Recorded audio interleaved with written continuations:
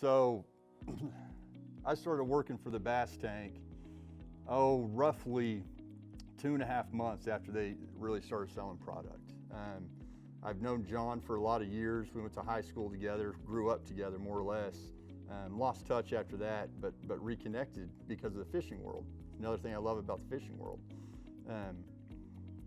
I started helping them at shows before, they brought me on full time.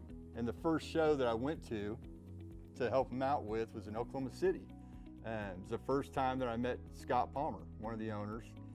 And we went to that Oklahoma City show, had a great time together, really hit it off. And when we were driving back, Scott mentioned, he goes, man, I don't know what it is, I don't know what it's gonna be, but you've got a future with this company. And at the time, I was not real satisfied with what I was doing for a living. I think like a lot of people, you go to work, you get paid, so you can pay your bills and come home. So I was looking for an opportunity to get into the fishing world and make a living with what I'm passionate about. And I was fortunate enough that John and Scott offered me a position, answering the phones, making sales, talking to all of our customers on a day-to-day basis.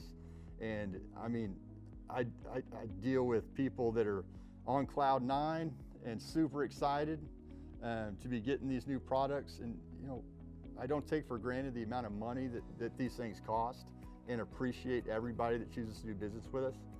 And then I deal with all of the bad side of things too. Everything's not always perfect. We make mistakes as a company, as a business. I make mistakes personally. But it's not about the mistakes that you make, it's about how you handle those mistakes and correct the action. So I try to stay focused on that.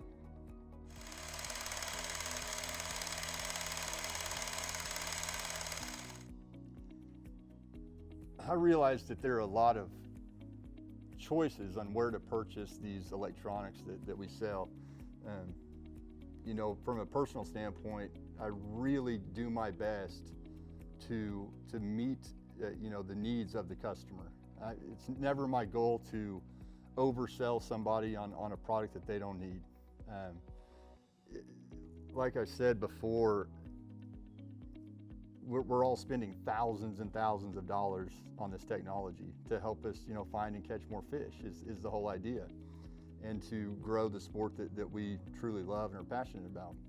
So my goal, whenever I'm on the phone with people, or people come by the shop and they're asking questions, I've got to get some information from you guys. And so I'll ask everybody some pretty basic questions about your fishing style and your goals as an angler, to try to help determine what units are going to best fit your needs. When I first got LiveScope, I started with the 93 SV, very popular unit, the Plus, not the UHD. And I ran that unit for almost a full year before I finally upgraded to a 12-inch unit. There are plenty of people out there that are perfectly happy with that 93 SV forever, paired with their LiveScope, and that's excellent. But if you're a serious tournament guy, or getting older and your eyes are getting bad, a few different things, you're going to want a bigger screen. And then there are so many different units in Garmin's lineup. You can spend $4,000 or $5,000 on one unit, and I'm sure there's plenty of people out there that'd be happy to sell it to you. I'm just not that guy. If you can get away with spending $1,000 instead of $3,000, absolutely. So just truly try to meet the needs of every customer.